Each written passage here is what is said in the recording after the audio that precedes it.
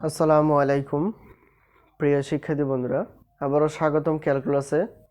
Calculus chapter 3B অর্থাৎ অন্তরীকরণ, এই চ্যাপ্টারে আমরা আজকে আলোচনা করার চেষ্টা করব। আজকে যে প্রশ্নটি আমরা আলোচনা করার চেষ্টা করব সেই প্রশ্নটি অবশ্যই বোর্ড প্রশ্ন, বিএসসি এবং অনার্সের ক্ষেত্রে। তো আমরা গত যে পর্বগুলো করে রাখছিলাম অর্থাৎ করছিলাম, তো এই পর্বগুলো তোমরা যারা দেখোনি অবশ্যই এই ভিডিও ডিসক্রিপশন বক্সে দেওয়া থাকবে, তোমরা নিয়ে নিবা। তো আশা করি যে আগের অঙ্কগুলো আমরা সমাধান করছি, তো আজকে সমাধান করার ক্ষেত্রে খুব কাজে লাগবে। এই জন্য তোমরা আগে দেখে নিবা যে কিভাবে আমরা প্রত্যেকটা প্রশ্নের অ্যান্সার করে রাখছি। তো তার আগে একটা কথা বলে রাখি, এর দুই সম্পর্কে অবশ্যই আমাদের কি সূত্রগুলো জানা থাকতে হবে, তাহলে আমরা প্রশ্নের অ্যান্সারগুলো দিতে পারবো। তো যাই হোক, তো এখানে এক্সাম্পল 24, এক্স এর সাপেক্ষে ওয়াই সমান সাইন ইনভার্স 1 মানে sine inverse x plus root of 1 minus x square by root 2 এর অন্তরক সহগ বের করো। তো আগের একটা পর্ব ছিল, সেই পর্বে আমরা আলোচনা করার চেষ্টা করছিলাম অন্তরক সহগ।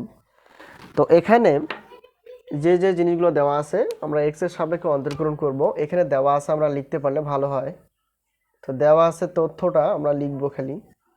এখানে দেখো, শুধু এখানে আমরা লিখবো সাইন ইনভার্স, এখানে যা আছে আমরা তাই লিখবো, এখানে কোনো কাজ করব না।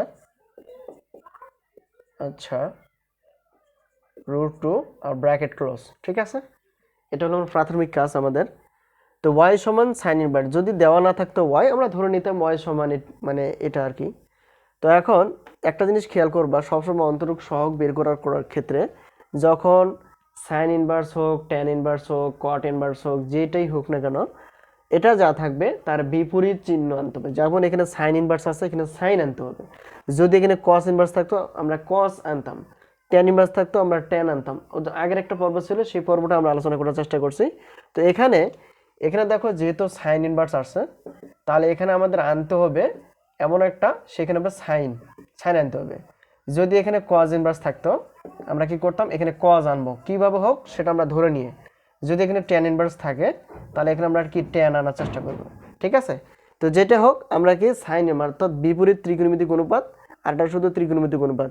তাহলে এটা কি বিপরীত, এটা ত্রিকোণমিতি, এটা মানে বিপরীত ত্রিকোণমিতিক অনুপাত, এটা হলো শুধু ত্রিকোণমিতিক অনুপাত। তো যাই হোক, যেহেতু এখানে সাইন ইনভার্স আছে, তাহলে আমাদের কোনটা আনতে হবে, এই অংশটা আনার চেষ্টা করতে হবে, ঠিক আছে। তো আশা করি আমরা বুঝতে পারছি। তো এখন এখানে একটা কাজ করলে ভালো হয়। দেখো এখানে এক্স আছে আর 1 রুট 2 এগুলো কিন্তু একটা সংখ্যা। তাহলে এক্সকে আমরা এমন একটা জিনিস ধরতে পারি।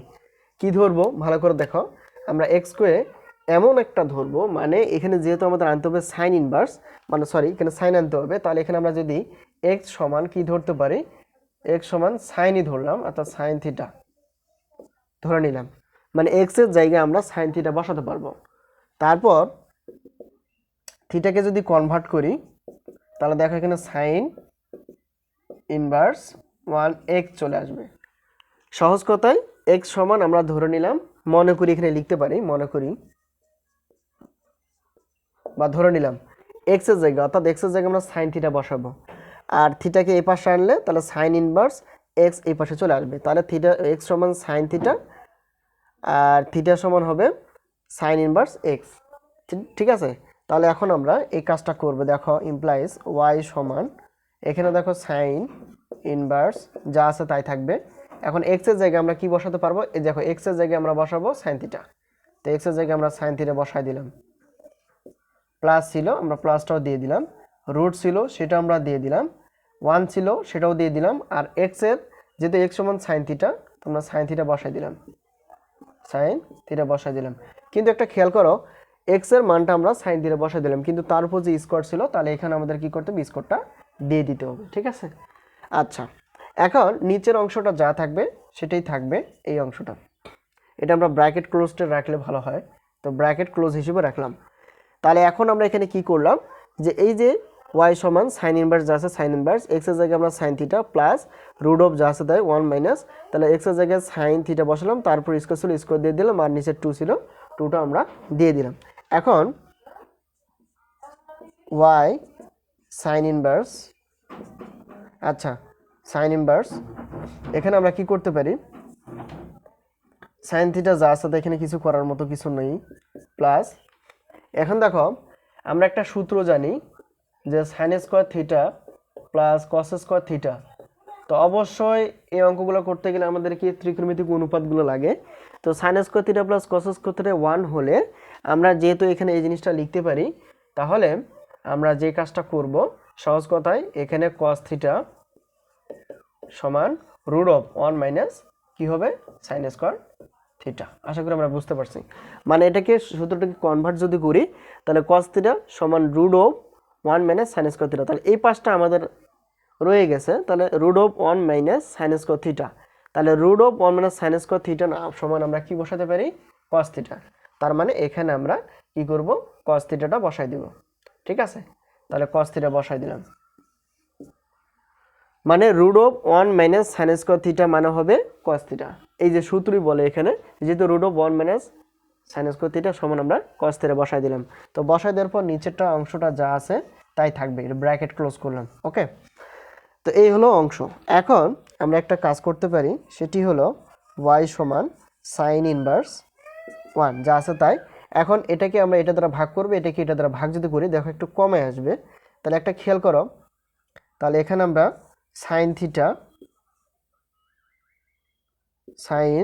থিটা বাই কত রুট 2 প্লাস তাহলে এখানে cos থিটা আমরা এভাবে ভেঙে নেওয়া যায় এভাবে নিয়ে নিলাম ভালো করে খেয়াল করো মানে sin থিটাকে আমরা রুট 2 দ্বারা প্লাস ছিল প্লাসটা দিয়ে দিলাম cos থিটাকে রুট 2 দ্বারা ভাগ করে দিলাম তো দেওয়ার পর এখানে আমরা এখন দেখো কি করতে পারি এখানে y সমান sin ইনভার্স এই অংশটা তাহলে এটাকে আমরা এমন একটা কাজ করতে পারি দেখো আরেকটা কাজ করা যায় যেমন এখানে sin থিটা ইনটু এই অংশটা করা যায় কিন্তু ভালো করে খেয়াল করো মানে sin থিটাকে নিচে রাখলাম গুণ মানে ইনটু উপরে কিছু না মানে 1 আছে আর রুট 2 আবার যদি ক্যালকুলেট করি এটাই চলে আসবে প্লাস এটাকেও একই জিনিস করা যায় যেমন cos থিটা ইনটু 1/√2 ঠিক আছে দেখো ভালো করে খেয়াল করো আমরা যদি এটা হিসাব করি তাহলে cos থিটাকে 1 দ্বারা গুণ করলে cos থিটা অর্থাৎ √2 তাহলে এখন আমরা পরের স্টেপে চলে যাব অর্থাৎ পরের লাইনে যাব দেখো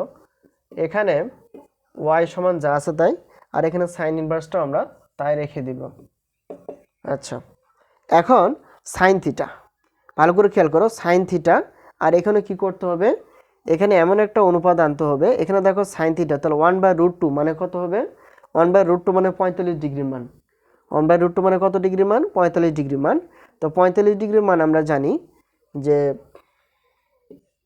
এখানে sin থিটা আমরা আনলাম sin থিটা আনলাম আর এটাকে আমরা cos এ নিয়ে আসার চেষ্টা করব তো cos নিয়ে আসলে কত হবে cos π/4 ভালো করে খেয়াল করো মানে sin থিটা এটাকে আমরা cos আনার চেষ্টা করব মানে যদি sin থাকে তাহলে এটা cos এটা cos থাকে তাহলে sin আনার চেষ্টা করব তাহলে sin থিটা ইনটু তাহলে 1/√2 মানে cos π/4 হবে অথবা sin π/4 হবে তো দুটোই করা যায় তো এটাকে আমরা সূত্রকে নিয়ে আসার জন্য প্লাস আছে প্লাস এখানে cos থিটা এখন দেখো এই পাশে যেহেতু cos থিটা আছে তাহলে পরেরটাকে আমরা sin থিটা আনার চেষ্টা করব তাহলে sin কত ডিগ্রি এটা করা যায় ডিগ্রি না এটাকে আমরা পাই আনার চেষ্টা করব তাহলে π/4 তো আশা করি আমরা বুঝতে পারছি এই অংশটা তাহলে এখন sin ইনভার্স যা আছে তাই এখানে দেখো ভালো করে খেয়াল করো sin theta cos π/4 cos theta sin π/4 দেখো এটা করা যায় কিন্তু তাহলে এখানে একটা আমরা সূত্র জানি সেই সূত্র হলো দেখো sin a + b আমরা সূত্র শিখছিলাম তো sin a cos b plus cos a sin b এই সূত্র কিন্তু আমরা জানি তো এই সূত্রকে নেশার জন্য আমরা এটা করলাম দেখো এটা ভালো করে খেয়াল করো sin a + b যেহেতু এখানে দেখো sin এটা যদি a হয় sin যদি এটা a হয় তাহলে এটা হবে কি cos b মানে এটা a sin a cos b cos a sin b তার মানে এই সূত্রটাকে আমরা এভাবে নিয়ে আসতে পারি যেমন এখানে আমরা যে অংশটা করব অর্থাৎ sin a a plus b, তার মানে এ অংশটা আমাদের আছে, তাহলে এই অংশটা আমরা নিয়ে নিব। তাহলে এখানে এ বলতে কোনটা হবে থিটা, আর বি বলতে কোনটা হবে π/4।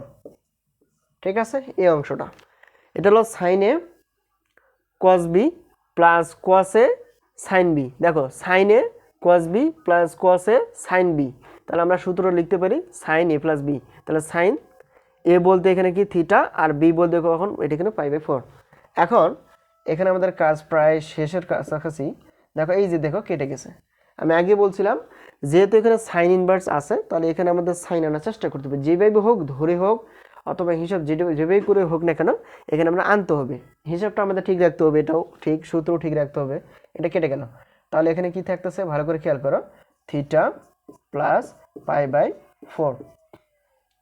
তো এখন থিটার একটা মান আছে, সেই মানটা আমরা বসাবো এখন। তো থিটার মানটা দেখো, থিটা সমান সাইন ইনভার্স এই অংশটা, অর্থাৎ সাইন ইনভার্স এক্স প্লাস কত π/4। যেহেতু এখানে প্রশ্নই বলছে যে এক্স এর সাপেক্ষে অন্তরীকরণ করতে হবে, তো এক্স এর সাপেক্ষে যদি আমরা অন্তরীকরণ করি d/dx, আচ্ছা তো এক্স এর সাপেক্ষে যেখানে এক্স আছে সেখানে আমাদের অন্তরীকরণ করতে হবে। তো আমরা জানি এখানে দেখো যেহেতু আমরা সূত্র জানি, এখানে দেখো d/dx এখানে সাইন ইনভার্স এক্স, তাহলে এটা সূত্র আমরা জানি 1/√1 - x², মানে d/dx সাইন ইনভার্স এক্স আমরা সূত্র জানি কি 1/√1 - x²। তাহলে এখানে আমরা কি করব, এই যে এখানে এক্স এর সাথে অন্তরীকরণ করলে কি হবে 1/√1 - x²। আর যেহেতু এটা ধ্রুবক সংখ্যা, তাহলে এখানে কি হবে d/dx ধ্রুবক, তার মানে এখানে +0 এটা হবে। ঠিক আছে, তো এখন এটা আমরা দিয়ে দিব না, যেহেতু এক্স এর সাপেক্ষে অন্তরীকরণ করতে বলছে, তাহলে এটাই কিন্তু আমাদের কি অ্যান্সার। তো আশা করি আমরা অন্তরিক সহগটা আমরা বের করতে পারলাম। তাহলে d/dx, তাহলে এটা ক্যালকুলেট করলো 1/√1 - x²। তো এটাকে আরেকটু ব্যাখ্যা করার চেষ্টা করি। তো যেহেতু আমাদের সূত্র লাগবে 1, দ্বিতীয়ত যে অংশটা দেওয়া আছে এটা একটা প্রশ্ন, এটাকে আমরা দেওয়া আছে হিসেবে লিখলাম। তো কে যেহেতু এক্স আর এখানে বাকি সবগুলো সংখ্যা, তো কে আমরা ধরলাম কি সাইন থিটা, আর যেহেতু থিটাকে কনভার্ট করলে হবে সাইন ইনভার্স 1x এটা। তো এখন দেওয়া আছে এটা, তো এখন কি করব, যেহেতু এক্স এর মানটা আমরা যেহেতু ধরছি সাইন থিটা, তাহলে সাইন ইনভার্স যা আছে তাই, এখানে দেখো এক্স ছিল, এক্স এর মানটা আমরা সাইন থিটা প্লাস, আর এখানে দেখো √1 - আর এক্স এর মানটা দেখো এখানে এক্স ছিল, এক্স এর মানটা সাইন থিটা, আর তারপর এক্স ছিল স্কয়ার, আর নিচে √2 ছিল √2 এই অংশটা। এখন এখানে দেখো 1 মানে y = সাইন ইনভার্স যা আছে তাই, এখানেও যা আছে তাই প্লাস, এখানে √1 - sin² থিটা মানে আমরা জানি cos থিটা। এখন দেখো আমরা কি করলাম, y সমান সাইন ইনভার্স 1, তাহলে এখন দেখো এই যে সাইন থিটাকে √2 প্লাস cos থিটাকে √2 দ্বারা ভাগ করলাম, ভাগ করার পর এখানে দেখো সাইনটাকে এভাবে নেওয়া যায় ইনটু উপরে কিছু নেমে 1 আছে √2 প্লাস এখানে cos থিটাকে আলাদা করলাম, তাহলে এখানে কিছু নেমে 1 আছে তাহলে √2। এখন দেখো প্রথমটা যেহেতু প্রথমটা সাইন আসছে, পরেরটা আমরা cos আনার চেষ্টা করব নিয়ম অনুযায়ী, যেহেতু প্রথমটা cos আসছে মানে এটা ওপর কি সাইন আনার চেষ্টা করব, যেহেতু এখানে সাইন আছে cos আনবো, cos আছে সাইনে আনবো। তো দেখো এই জন্য এই কাজটা করছি আমরা, y সমান সাইন ইনভার্স, এখানে সাইন থিটা যা ছিল তাই, তাহলে এখানে 1/√2, তো 1/√2 আমরা জানি cos মানে π/4 আমরা জানি √2 অথবা 45 ডিগ্রি, তো এটা করা যায়। আবার যেহেতু দ্বিতীয় স্টেপে দেখো প্লাসটা আমরা দিয়ে দিলাম, cos থিটা ছিল, যেহেতু এখানে cos থিটা আছে তাহলে এখানে সাইন থিটা আনতে হবে। তো সাইন থিটা বলতে এখানে সাইন, যেহেতু এখানে কি π/√2 আছে, তাহলে এখানে কি 1/√2 আছে, তাহলে এখানে আমরা এই জিনিসটা আনতে পারি। তাহলে এখন এটা যদি হয় সাইন এ cos b প্লাস cos এ সাইন b, তাহলে আমরা সাইন এ cos b প্লাস cos এ সাইন b সমান আমরা জানি a প্লাস b।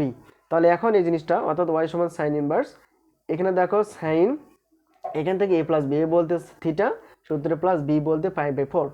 এখন দেখো এই সাইন ইনভার্স এবং সাইন কেটে যাবে, তাহলে থাকতেছে কি আমরা ব্র্যাকেটটা উঠে দিতে পারি, তো থিটা প্লাস π/4। তো এখন থিটার মানটা আমরা যেহেতু দেখো এখানে থিটার মানটা লাগবে, তো থিটা আমরা কি অপশনটা এই যে থিটা সমান সাইন ইনভার্স 1x আমরা এখানে মান বসাই দিলাম, মান বসা দেওয়ার পর দেখো এখানে যেহেতু আমাদের কাজ প্রায় একদমই শেষ, তাহলে d/dx এখন আমরা কি x এর সাপেক্ষে অন্তরীকরণ করব, যেখানে x আছে তাহলে এটাকে সাইন ইনভার্স 1x মানে হবে 1/√1 - x², আর যেহেতু এটা ধ্রুবক সংখ্যা এটা 0 হয়ে যাবে। তো যাই হোক এটা যোগ করলে 1/√2 মানে 1/√1 - x², 1/√1 - x², এটাই হলো আমাদের এই প্রশ্নের অ্যান্সার, অর্থাৎ আন্তরিক সহগ আমাদের কি চলে আসছে। তো আজকে এই পর্যন্তই, আবারও দেখা হবে ইনশাআল্লাহ। সে পর্যন্ত সবাই ভালো থেকো, আল্লাহ হাফেজ।